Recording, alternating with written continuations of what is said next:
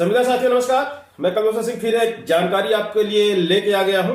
साथियों, आज हम ये जानकारी जो देने जा रहे हैं बड़े ध्यान से सुनिएगा, क्योंकि ये इसमें हमारे संविदा कर्मचारी कुछ जिनका वेतन बढ़ा हुआ है वो बहुत डरे हुए हैं 90% की नीति को लेके। साथियों, कल की डेट में मुझे 2 RTI प्राप्त हुई है एनआरचन से। एनआरचन ने 2 RTI हमें भेजी हैं। साथियों, इसमें तो एक RTI हमारी थी, वही 90% की जो फाइल चली थी वित्त मंत्रालय में, ये दोबारा मुझे भेजी गई है एनएचएम के द्वारा। ये पूरे फिर से हमें 55 पन्ने भेजे गए हैं।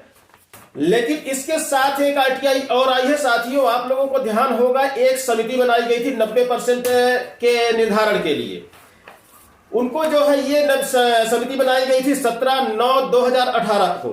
तो साथियों, इसमें कई लोग शामिल थे। मैं पेस्ट करूंगा स्क्रीन पे, आप इसको देखिएगा कि कौन कौन से लोग शामिल थे और इनको रिपोर्ट बना के देना था किसका वेतन कितना होगा, वो पे ग्रेड वगैरह सारा इसमें उनको डिसीजन लेना था। वही चीज मैंने RTI लगाई थी कि जो समिति बनाई गई थी उसने जो रिपोर्ट दी थी, आखिर उस रिपोर्ट में क्या लिखा, उन्होंने रिपोर्ट क्या दिया।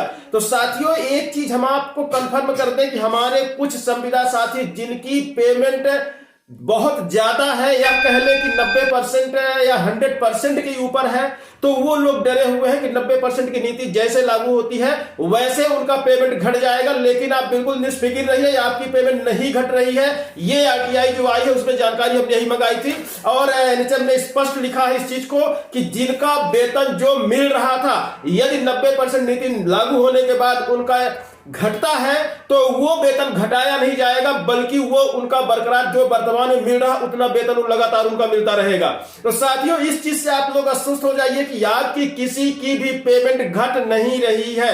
यदि 90% में आपका 2 या 4 रुपए भी कम हो रहा है तो वो 2 या 4 रुपए आपके कम नहीं होंगे, वो बढ़ के ही आपको मिलते रहेंगे। और ये तब तक आपको मिलता रहेगा जो वार्षिक वेतन वृद्धि है, जो हर साल वेतन वृद्धि होना है 90% लगने के बाद, तो वो जब तक उसके बराबर नहीं पहुंच जाएगी तब तक आपका वो वेतन बरकरार उतना ही मिलता रहेगा। जैसे ही आपकी वेतन वृद्धि आपके जो वेतन मिल रहा है वर्तमान में उसके ऊपर जाएगी तो आपका वो प्लस होना चालू हो जाएगा। तो साथियों, जो आपके मन में डर बैठा हुआ है कि 90% नीति लागू होने के बाद बहुत सारे कैडरों का पेमेंट कम हो रहा है, वेतनमान कम हो रहा है, तो आप निष्फिक्र रहिए, किसी का पेमेंट कम नहीं हो रहा है।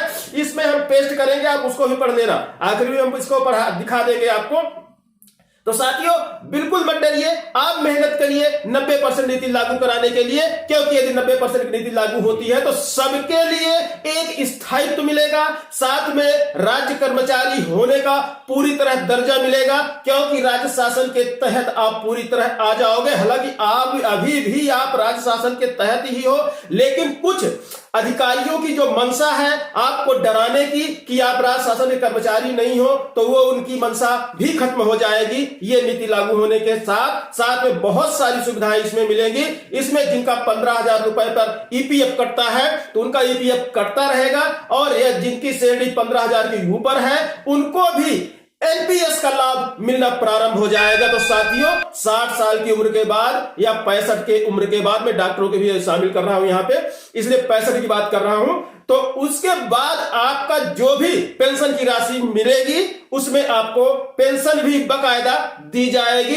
इसलिए 90% नीति का लागू होना बहुत जरूरी है। साथियों, मैं मेहनत कर रहा हूं, मेरे साथ आइए, या किसी संगठन के साथ आपके जो संगठन हो उनके साथ मिलकर लड़ाई लड़िए, लेकिन 90% की नीति किसी भी तरीके से लागू होनी चाहिए। 5 जून 2018 में जो एक नीति लागू की गई थी विधानसभा मध्य प्रदेश शासन के द्वारा, उसमें इतने सारे लाभ है, उसको आप समझने की कोशिश करिए। साथियों, बहुत कुछ है, हम आपको मिलके भी डायरेक्ट आपके जिले में ब्लॉक में आके भी हमें समझाने की कोशिश करेंगे। यही समझ में नहीं आता है, बस आपको बुलाना है, आपको बताना है कि हमें कहां आना है। साथियों, इसी के साथ मैं आपसे विदा लेता हूं, लेकिन बिल्कुल पेमेंट का डर क्यों, किसी को डरने की जरूरत नहीं है कि उसकी पेमेंट घटेगी। जिसकी पेमेंट जितनी है उतनी मिलती रहेगी।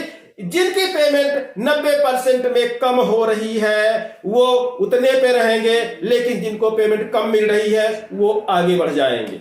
साथियों, इन्हीं शब्दों के साथ मैं आपसे विदा लेता हूं, मिलता हूं अगली जानकारी में। जब भी कोई RTI आती है मैं आपको अपडेट देता हूं। साथियों, नमस्कार।